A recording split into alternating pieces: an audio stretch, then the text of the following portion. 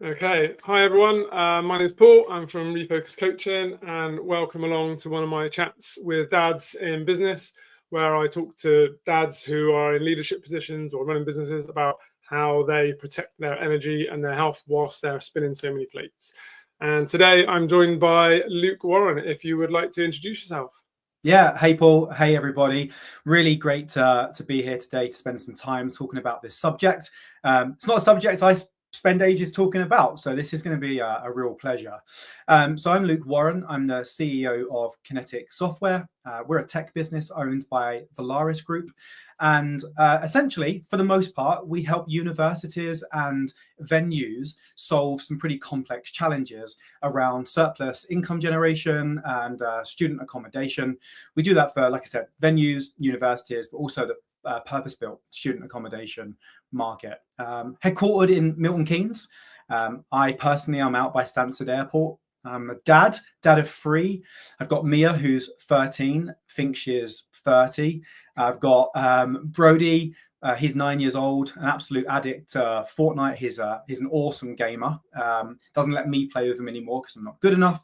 And then I have Louis, who's almost 4. Who's one heck of a personality. So yeah, everything comes in threes for me. So 3 children, I have 3 alpacas and 3 dogs, but only 1 wife. So Christina is my secret weapon. So yeah, definitely 1 wife, but 3 alpacas and 3 dogs. So yeah, Christina is honestly the best thing since sliced bread and has enabled me to do what I do for a long, long time. Yeah, awesome. Thanks for the introduction. And I just to say, I've known Luke for a long time, back from my days in student accommodation, and the Kinetics software suite is phenomenal. We couldn't have done what we did at UWE Bristol without that piece of software.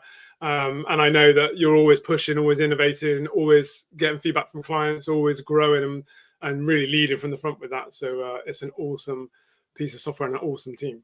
Yeah, we've gone full circle, right? It was a pleasure working with you at UWE, and here we are again. So yeah, good to be spending some more time with you.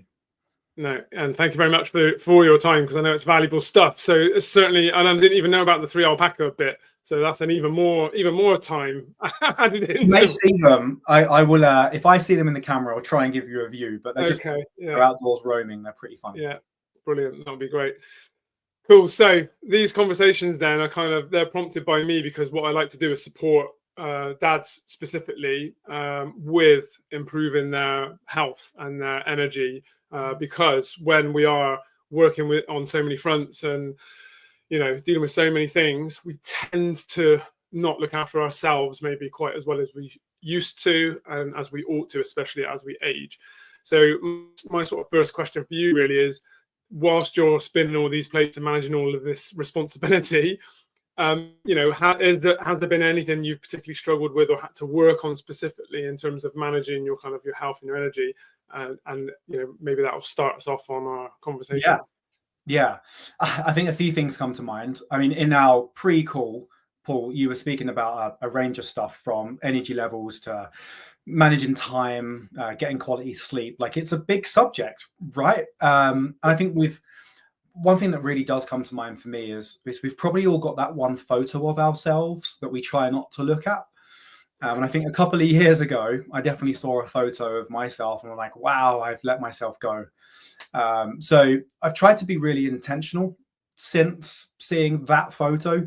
And it's made a big difference. But I would say I haven't cracked it. I don't sit here today as some sort of expert, but I definitely feel like I've struggled in areas and have found tips and tricks and techniques to try and to try and really shore up my chances of living a good life and getting the right sleep and that sort of stuff. And I think at the heart of all of that has to be routine.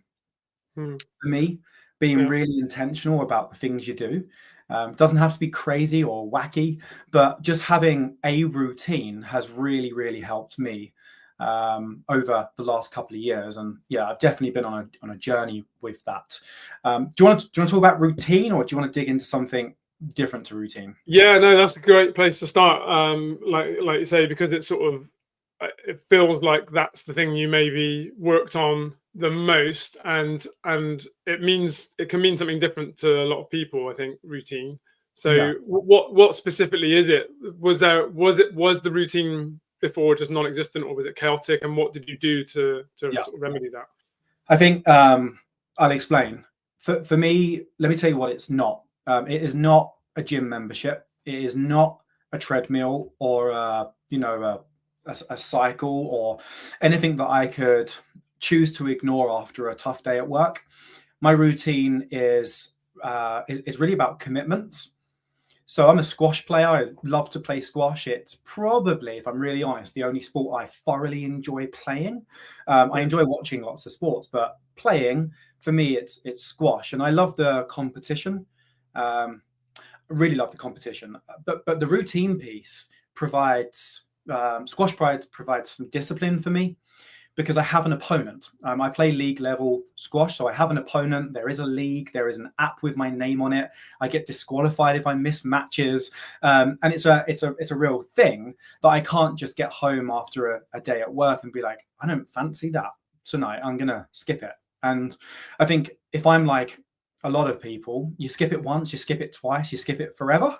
And with squash, I can't do that. And I certainly don't want to get disqualified. I enjoy it too much.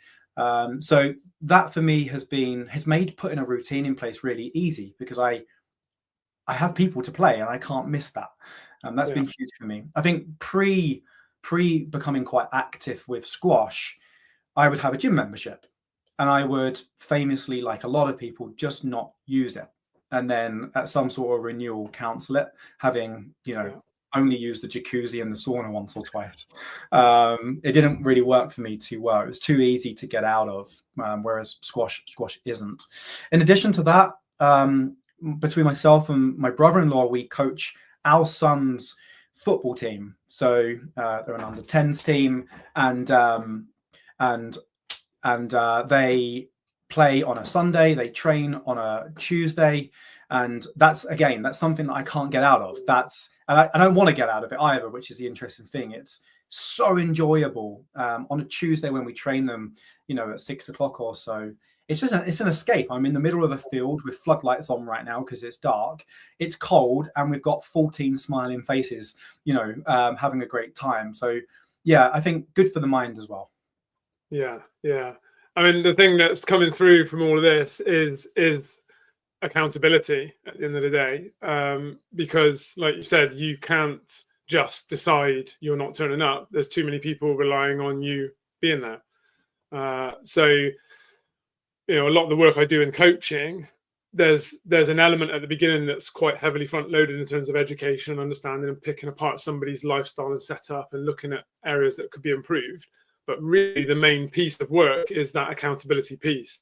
It's you deciding you're going to do something to improve your situation, and then telling someone what that's going to be, and then demonstrating that you've done it and you showed up. And so you've sort of inadvertently created that for yourself by having that need to be there, because your opponents for squash are expecting you to turn up. The kids at training and your colleague, your brother are expecting you to be there for that as well. So that's what you've created is a fixed accountability that you can't let everybody down. Yeah, and I think just being brutally transparent, I think it comes from a place of knowing, particularly around fitness, if I don't have that, I'll find a lot of reasons why I can't do it. I never have a shortage of fun stuff to do in the businesses that I operate. So I will always preference doing something work-wise because I really love it. It's a hobby for me as much as it pays the bills. It's a real hobby for me. And it isn't that work's just so crazy I couldn't choose to do the fitness thing even if I wanted to. It's actually that I actually just really enjoy working. And I would definitely make my excuses if I wasn't letting someone down. I think that's a weird thing. I find it weird to hear myself say that, because isn't that silly? I know all of the benefits of doing what I've just suggested, and yet I need a commitment. I need a routine to be able to enforce it throughout my week. But I think I've come to terms with that, and I feel better for it. So yeah. And you have to put that in place, really. I mean, maybe even more so that you enjoy your work, because that work's never going to stop. It's never finished. So you could always give yourself that, just carry on. and doing more. Yeah, and I think with being a dad as well, right? Like there's a lot to do. So if there wasn't already enough to do from a work perspective, I also want to, bath my 4-year-old and read him a story. My 13-year-old doesn't let me read her a story anymore, but my 4-year-old does. And, by the time you get to a point where it's now okay to go and work out, often it's too late. You don't fancy it. Maybe you're hungry now and we'll just do it tomorrow. And for me, tomorrow rarely came. So yeah, routine, that commitment, letting someone down if I don't, has been really positive for my behaviors around this subject. Yeah, no, really important. One of the things a lot of people tend to sort of rely on is motivation, this wonderful magical thing. But I feel that motivation is like an emotion, and it just sort of comes and goes. And the real way to get it is by taking action, taking some steps. That then brings momentum and motivates you to do more. And so by having that commitment, having that accountability, having those people rely on you, that in itself motivates you to show up. And then the reward of that keeps you there and keeps you going back. So you found a real nice little loop to keep you going. Yeah, and you'll know this so much better than I will. But when there's a period where you can't deliver on that, let's say you're on holiday or something. I certainly don't go to the gym when I'm on holiday. It can be really hard to get back into it. But if you're finding a way where you actually thoroughly enjoy it too, like I can play a game of squash, burn 1,000 calories, and come off with the biggest grin on my face whether I've won or lost, because I'm a disgusting mess of sweat, and I know that's good for me. So yeah, I think I'm always looking forward to getting back into the routine, whereas before it would be an absolute nightmare to throw myself back in the ring. Yeah, it's a real shame too, because it's not a secret that physically moving your body and exerting yourself is good for your body and your mind. It increases your mood, it improves your mood. The hormonal balance is just purely beneficial, unless you injure yourself. It's all beneficial, and we all know it. But we choose to override that sometimes if there's an easier option or another option that we can justify taking. So yeah, really important to have that piece in your life, I think.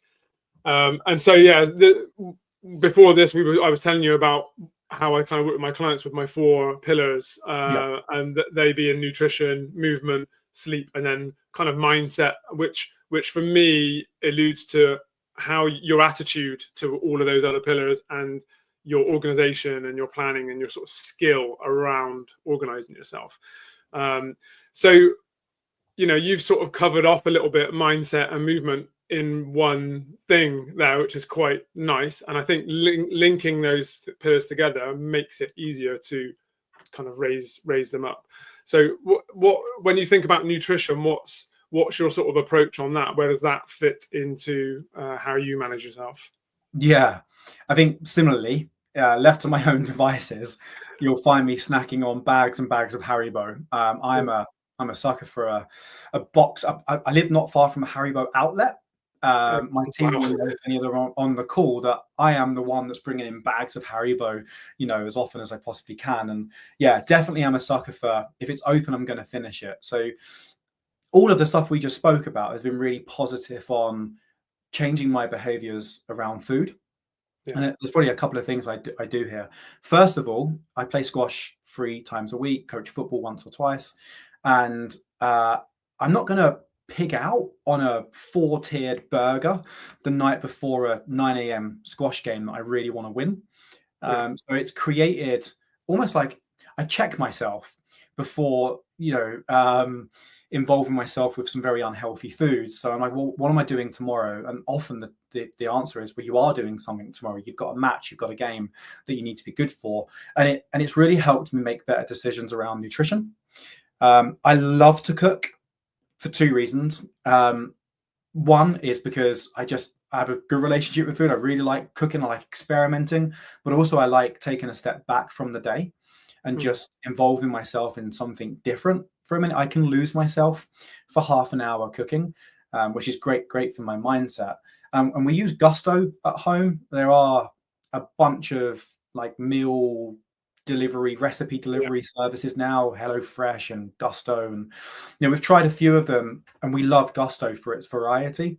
So we once a week will sit down, choose the dinners for the following few weeks.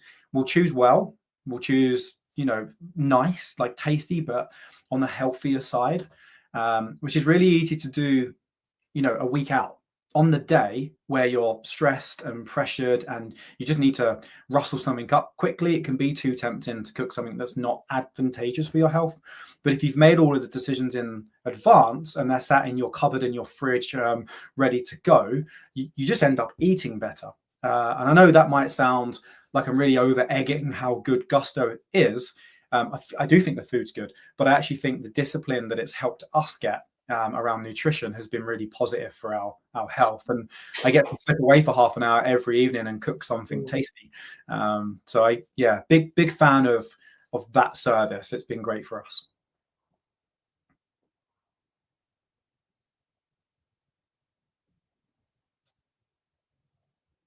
No, I agree, and we actually use Gusto and HelloFresh ourselves as well, because my partner's got a full-time job. We've got the little one at home as well. I'm busy with spinning my own plates. So sometimes it's much easier if we've got that ability to just have a set of instructions, have the ingredients all measured out and ready to go, and you just sort of follow the steps and it's done. We tend to pick a lot of the quick and easy ones so that those crazy midweek days are just, we've got an easy solution that's far better than we might have ordinarily chosen. And a good tip with those is that there's usually some sort of deal or discount on, and we bounce between them. Don't tell HelloFresh, but we bounce between them and wait for the next deal, and then we switch back. I have no idea what you're talking about, Paul. I'd never do that. I'd never do that. No, they're actually really reasonable. This is a side subject, I'm sure, but every time we go into Tesco's, it's like 50 quid for every bag of food you pick up, and you can't just go in and get a few ingredients for a dinner. So I think whilst it feels more expensive, I actually think we spend less using a service like that, ironically. But yeah, it's been we've done it for years now. Like, we must have done it for the last 2 years pretty consistently. If we're away in the UK, like I spent a week in Cornwall in the summer, we even get it delivered to where we're staying, providing we have a kitchen. So yeah, really do keep that up. Yeah, no, that's a great tip. And I like what you said about that. There's a mental health element to this as well, so that when you are coming home, you're not stressing about building a meal and putting all the things together, and then you're missing this and you're missing that. You've got everything there, and then you can enter that kind of flow state almost of just prepare the meal, enjoy it, taste it, get it ready, serve it up. It's a very positive, mood enhancing experience, rather than a stressful thing that might come at the end of a stressful day, and then you add another stressor to the end of the day by trying to prepare a meal.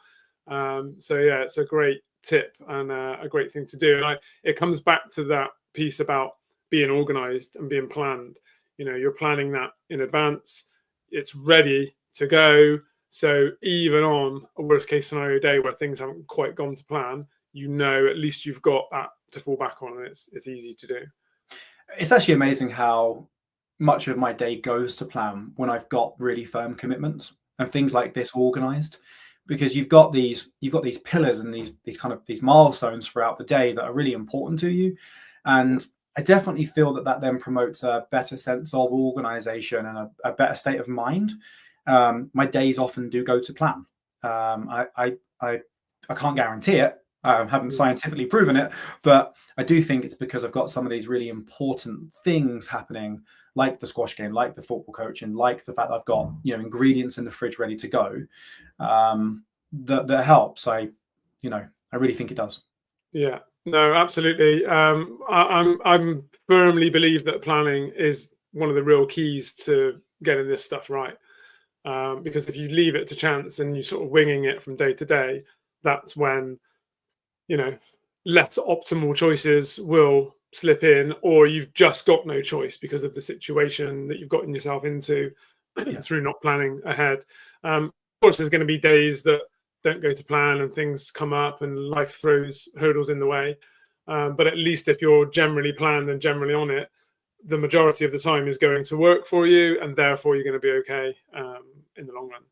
Yeah, and even if that's 9 times out of 10, it's a pretty good ratio, right? I'll do that. But I think looking at the list, Paul, you spoke about nutrition and movement. You said sleep and recovery and mindset.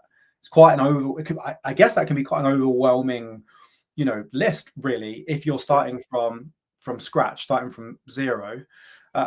I feel slightly overwhelmed by that list, even looking at it now.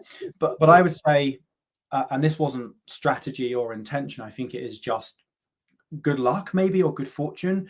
But by focusing on movement, I think I've done a reasonable job in the other 3 areas, because I've had this guiding light, which is, right, what are you eating today because you're playing tomorrow, or what sort of mindset do you need to be in? How much sleep do you need? Because I'm so competitive. I don't want to lose. And that pillar in my day, in my week, in my month has really helped me find more disciplines in every other area, but quite organically. Like, I don't think I spend a lot of time thinking about the other stuff.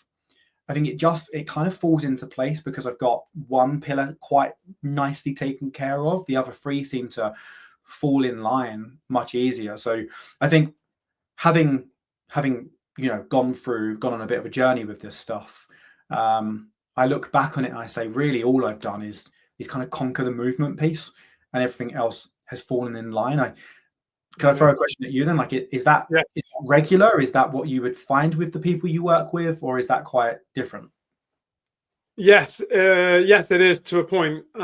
So when I start working with somebody one-on-one, we'll do some sort of deep diving on a few areas that cover off these 4 pillars to sort of find out where there might be a weak spot or where there might be something we can work on. And then I tend to focus on that first. And usually in doing so, it kind of brings everything up a little bit. So yes, you definitely can affect them with just improving one. And they all go hand in hand. So, you're kind of suggesting that you've accidentally improved the others by introducing movement. But I think there's been intention there, because clearly you've eaten foods where they've left you feeling lethargic. So therefore you've logged that and you've kind of gone, well, if that's the case, then I'm not going to perform so well the following day when I'm doing squash or whatever it is you're doing. So there's an intention there. There's a mindfulness there. There's a thought process there around that. So in doing so, that's altered the way you approach the next time that's coming. So in effect, you have addressed one of the other pillars, really. You just it just wasn't that like a direct sort of project on that one pillar necessarily. But it certainly is a byproduct of looking at your movement piece, I think. Yeah, definitely. No, I think it could potentially help others maybe not to try and focus on 2 or 3 or even all 4 of those pillars. Just pick one. I've definitely found that one leads to the others. So maybe a good place to start. Yeah, 100%. And one of the things that often comes up with my clients is that the sleep area can be quite a weakness, even if it's not identified as such. When you start to improve your diet intake, that affects your energy levels, that affects your hormonal balance, that improves your sleep usually. When you start to move more, if you weren't moving more, that tends to improve your sleep. So oftentimes I'll work with someone on a specific thing, fat loss, energy, whatever it is, and 9 times out of 10, those clients will report that they slept better after we worked together, and that wasn't one of their goals at the start. It just happened to them along the way. So I think I like to try and actually take that piece of information from someone at the beginning. How is your sleep? What's your average through the week? If how do you feel when you wake up? Do you put your feet on the floor and think, ugh, or are you ready to go? And then we take a bit of a measure later on, because you can definitely affect that through those other pillars. Yeah, I've definitely noticed. I wear an Apple Watch, and I've been tracking my sleep for a while, and I've definitely seen some improvements. Not necessarily to like the overall amount of sleep, but to the quality. Which reminds me of just a change I made or have been making over the last couple of years. Is I think sometimes we can get really wrapped up with measuring the quantity of something Mm. rather than the quality of it. It's like, it reminds me of time at home, and this podcast is about dads, right? So I've got 3 children. I think measuring the quality of the time you spend, for me, it has been better than measuring the quantity. I'm not sure there's much point if I was spending 4 or 5 hours a day with the kids, but actually I was there, but I wasn't there. Really, Yeah. I was on another page. I was thinking about something else. What's the point of that? So definitely more focused on making sure that I measure the quality rather than the quantity. I think the same applies for sleep. I get a good 7 hours. That's good for me, but I've seen any sort of progression I've made has been in the amount of deep sleep that I've been getting. I've seen that increase from 40, 45 minutes to average now about an hour and a half, which never sounds enough, does it? Never sounds a lot, but apparently that's all you need of deep sleep. But I'm no doctor. Yeah, well, it works in cycles. So through the night, you'll have probably 2 to 3 cycles of that deep sleep period. The first one usually being the most important and the longest, oftentimes. So when it comes to sleep, I like to try and sort of reverse engineer it a little bit with people. So when do you need to be up in the morning? And then what's your normal sleep cycle like? So if they say, I go to bed at 11:30, but I wake up feeling groggy, they're probably waking themselves up in the middle of the third cycle of REM sleep. So we try and, not like super duper scientific, but we try and break it down a little bit and say, well, can we improve that? Either waking up slightly earlier, so you're not in that deep sleep state, and therefore improving the quality, but not the quantity, like you've said. Or can we go to bed a bit earlier, and then you wake yourself up at the same time, but you're then coming out of that one of those cycles. And most people don't ever think about that stuff. They just go to bed and wake up and see how they feel. So it doesn't take a lot, really. And I love your piece there about quality over quantity. I think you can apply that to all of this. You can apply it to food, certainly.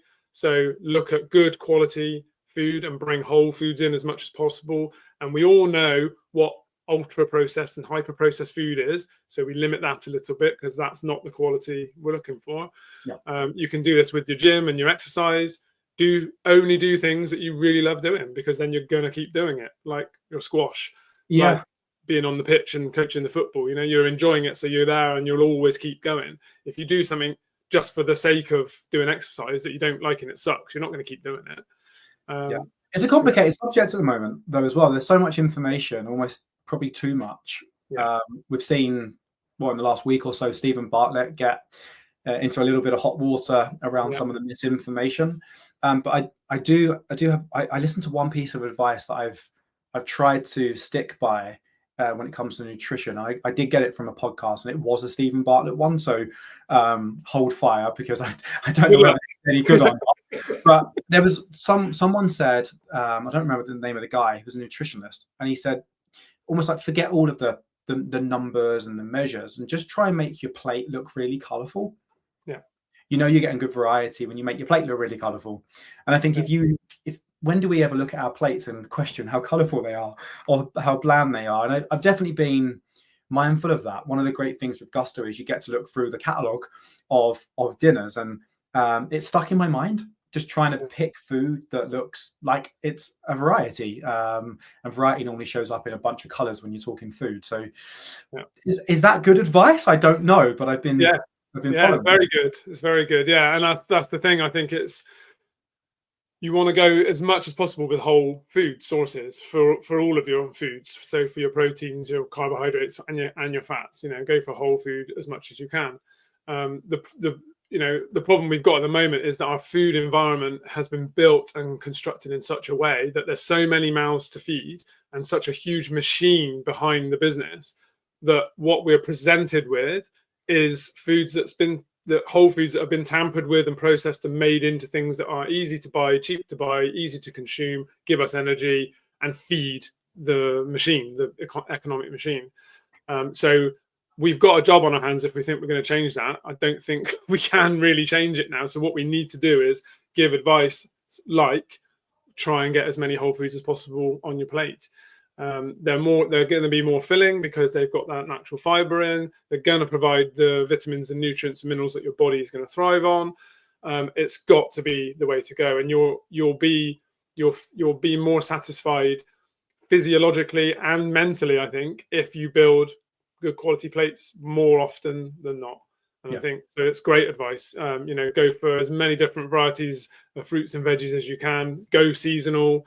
So, at the moment, Swedes and turnips and celeriac and all that sort of stuff are in. Try new things. YouTube's a gold mine. How to cook a thing. Just type that into YouTube and you'll get lots of ideas of how to cook a thing that you've never cooked before. And using things like Gusto, they will go seasonal. They have seasonal dishes on their menu. So I think it's definitely a way to go. And interesting, as a dad, it's hard to feed, especially the younger kids, healthy foods because they sort of look at these things or put them into their mouth and just going, yeah, don't like it. So it's finding ways of introducing them, hiding them in foods or, playing with them, cut them into shapes, doing all that sort of stuff to try and help them as well. Yeah, I think we've been either fortunate or successful. I'll let you pick with the kids. We've just had a rule from day dot, which was you will try it and you are allowed not to like it, but not until you've tried it. So the kids know that they're not going to get away with not trying something. They know I'm gonna make sure they do, and it's just much easier to get over the hump and try the thing I want them to try. So yeah, my kids have got a really great palate for food. There are definitely things they don't like. Carrots, none of my kids like carrots. Don't know why. Don't know what I've done to them, but yeah, none of them like carrots. But they will choose olives over crisps and stuff like that. So yeah, I think that's been something we've stuck by since Mia was very, very young. Just you do get not to like it. That's okay. We all have a different palate, but you will try it first, and not with your eyes. You will try it with your mouth. Yes, yeah, absolutely. Yeah, well, we introduced a similar thing, and our rule, I guess, our lie that we told Tilly was that you don't know if you don't like something until you've tried it 3 times. That's but this backfired on us now that she's 10 because she'll just sort of go 1, 2, 3. No, I don't like it.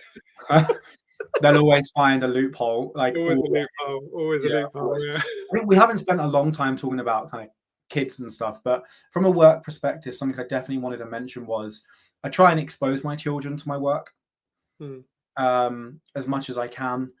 So whether it's a book I'm reading, I got sent the Inner Game of Tennis, which is not a business book. It's a tennis book, ironically.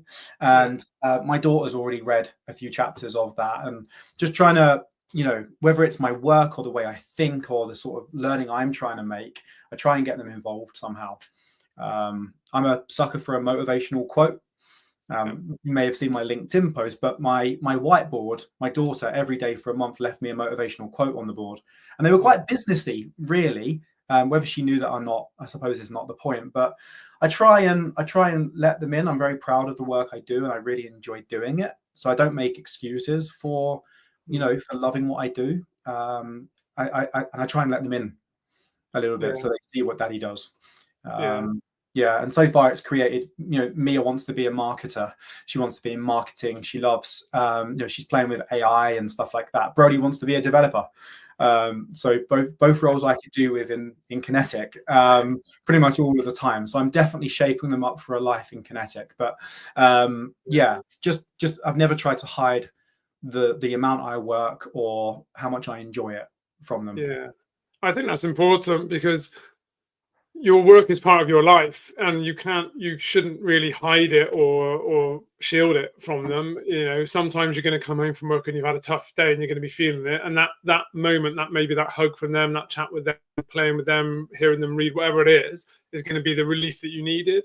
And I think it's okay to sort of share that experience with them as well, and it helps them to understand the world that they're going to grow up into as well, and maybe understand why perhaps you might not be as smiley as normal, or feeling sad, or all those sorts of things. I think it's really healthy to have that kind of relationship with them.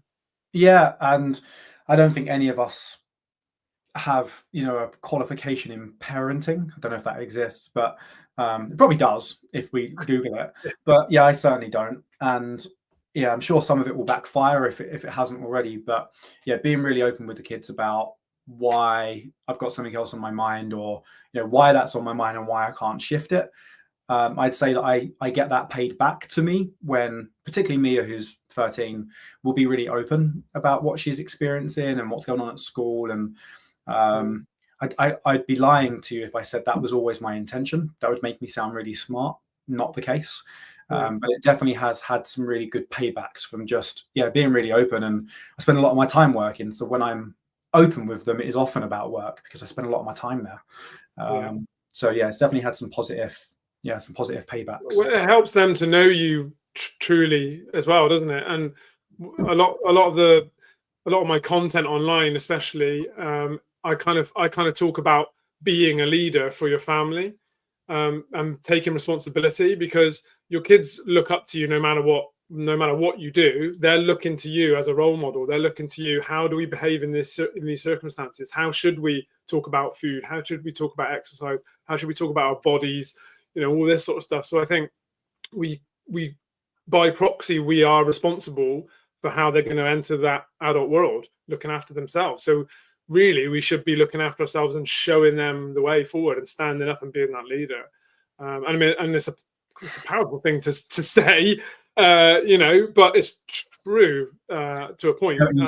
You reminded me of a conversation. So my kids play a few different sports.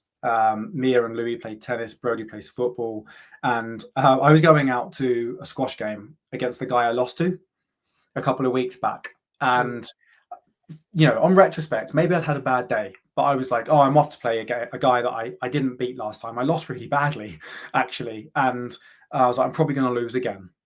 And my kids corrected me. They're like, what sort of mindset's that? Like, who do you think you are? Like, you don't get to walk out of this house thinking like that. Like, think positively. You can do it. You know, you learned last time, you know, why you lost. Go and put it to you know, to use now. I did win the game, and honestly, maybe I would have done anyway, but I don't think I would have. I honestly don't think I would have, because I got told off by my kids.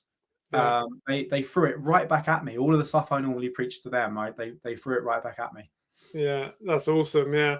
One of the other things I talk about a lot with my clients, and I like to try and get them to do, especially if they don't already, going back to that accountability piece we were talking about at the beginning, is if you've got a kind of a goal in life, maybe it's health related, maybe it's work, whatever it is, maybe it's with the family, I think you should discuss that with your children and actually tell them, this is my goal, this is why it's my goal, this is what I'm going to be doing about it and to attain it, and this is when it's going to happen by. And then, oh my God, are you accountable then? Because those guys will pull you up exactly like that and say, wait, you said you were going to be doing this, why aren't you doing it? Or you said by now this will be done, what's happening? Yeah, 100%. Something I do, Paul, and are we good for time? Are we all right? Yeah. Okay, cool. As long as you are. Yeah, I'm good. I have written a letter to myself every December for the last 3 or 4 years. Yeah. And it's really cringy. It's horrible to do. And you're going to read it to us now. No, well, I've done this as part of a CEO network called Vistage. The Vistage chair, Dave Pepper, he's been just an absolute legend in holding us to account. And one of the ways we do that is by writing a letter to ourselves.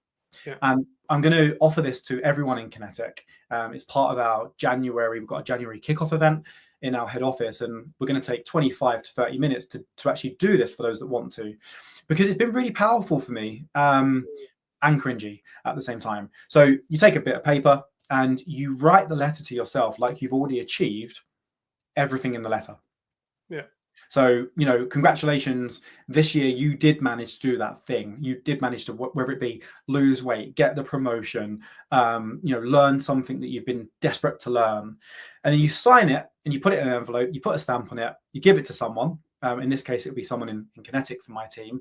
And then in the following December, it just gets posted back out to you. You don't know when it's going to land through your door. And when you open it, it's a massive surprise, because often you forget you've done it. But there's something really weirdly kind of, subconscious about the whole experience of writing it for one, and two, writing it like you've already achieved it. And I got mine last week, and I've done pretty all right against what I wrote in that letter. There are some things that are in motion, so not quite yet done. But if there were 10 things in there, I reckon I've done 8 of them. No, I don't know if that's a decent tip, but as cringy as it might be, write a letter to yourself today that speaks about the things you're going to achieve like you've already achieved them, and then get someone to post it to you or give it to you exactly a year later. It's an interesting process, and whether it's to do with work, to do with children and family, relationships, work, promotions, financial, like whatever it is, put it in the letter. Yeah, it's a fantastic idea.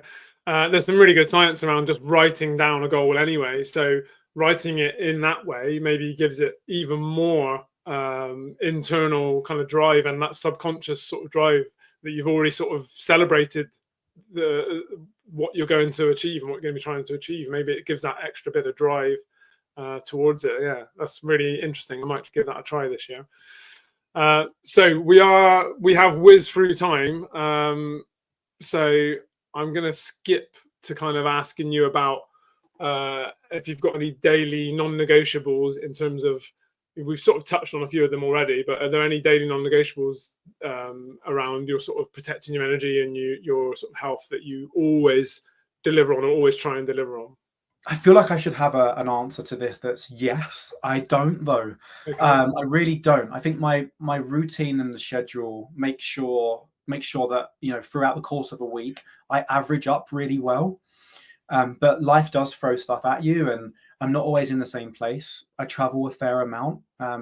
I typically travel not for a while and then lots, and then not for a while and then lots. So my routine is pretty messy as far as that's concerned. I live 100 miles from our head office. So, if I'm traveling, that makes a big difference to my day. And that isn't necessarily always part of the same routine. So I don't have any daily non-negotiables, but I do have weekly non-negotiables. I would have played squash 3 times. That's a big one. So I have a network of friendlies that I can call on at short notice if I haven't done my 3. So if I can't get as many league games in as that, I play friendlies. Some as early as 6 o'clock in the morning, which I love to do. For some reason I'm good at that time in the morning. I don't know why. Yeah, but not everybody is, are they?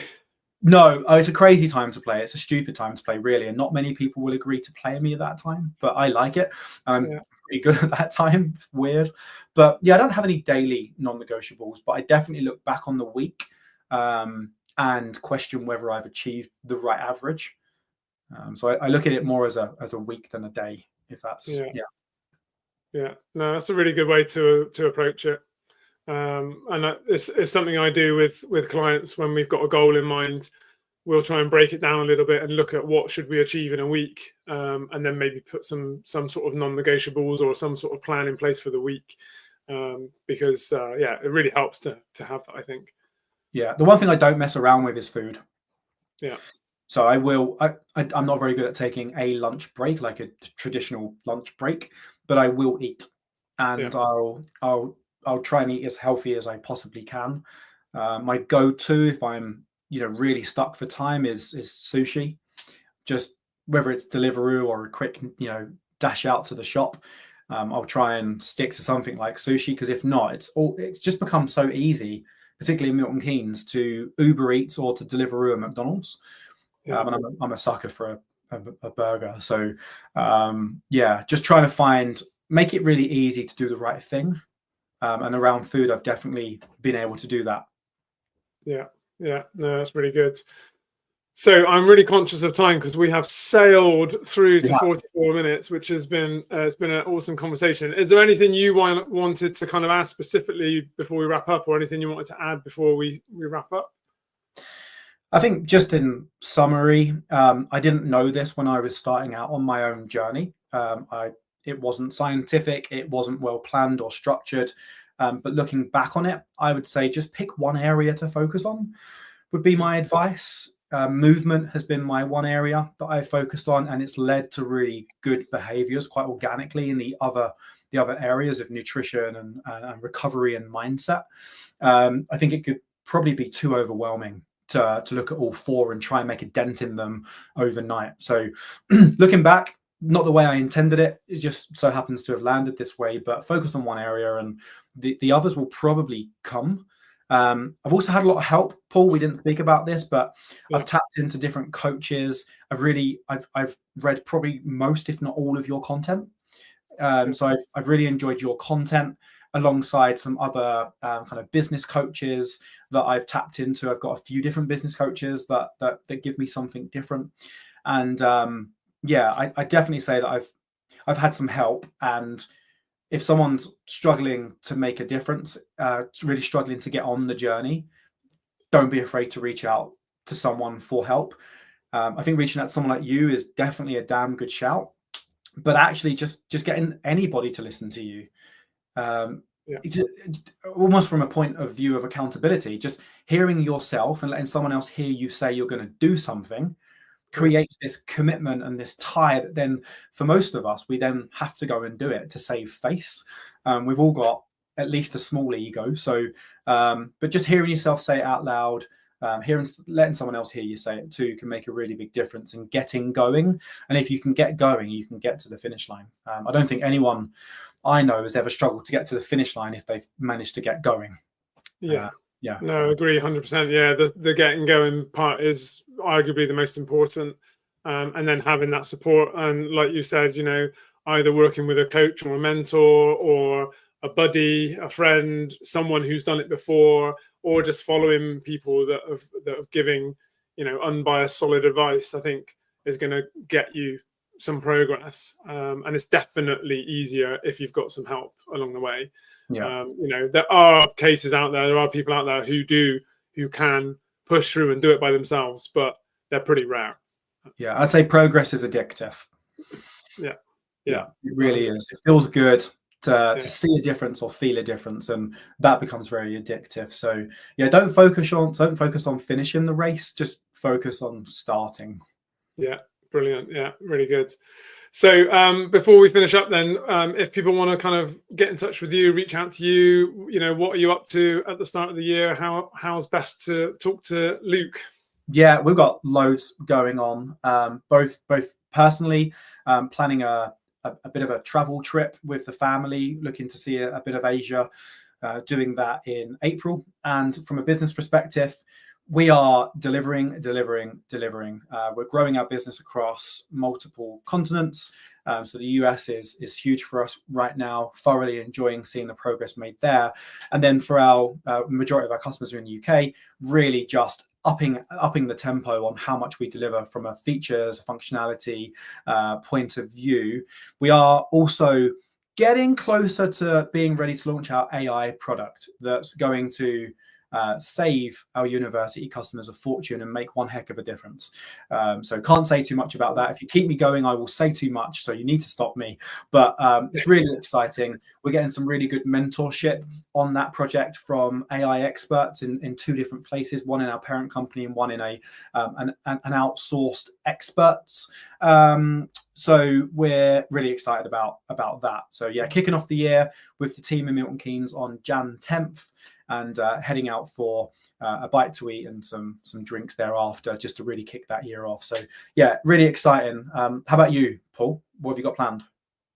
So lots going on, and in January I'm going to be running my free 5-day coaching event for dads who may have struggled with doing what we were talking about, getting started, because it can be a bit overwhelming when you look at all of the advice out there and all of the options and all of the things you can do to improve your health. So I'm running my 5-day free event from the 20th of January, and you can find the links to that on my profile. And basically 5 days online from anywhere of bit of planning, bit of mindset work, maybe a different way of thinking about things and how to gain that accountability and write an actual plan of action for yourself. And they work really well. I get some great feedback from those. That's awesome. What I'm going to be focusing on in January. I imagine a lot of people would have listened to that and maybe they'll be interested, but may not jump on it straight away. And I think one lesson I learned a long time ago is do it now. Do it now. So yeah, I think if you're interested in what Paul just said, do it now. Commit to it and get it in the diary. But yeah, absolutely. Thanks for having me. Thank you. It's been an amazing conversation. It went so fast, and I think we still got more we could have talked about. So I might invite you to come back next year. Yeah, that sounds good to me. We didn't get to see your alpacas. Yeah, I think they're hiding. The weather's not great, but yeah, maybe next time, round 2, I'll make sure the alpacas make an appearance. Yeah, awesome. That's great. Thanks very much. Bye, everyone. See you, Paul. See everyone.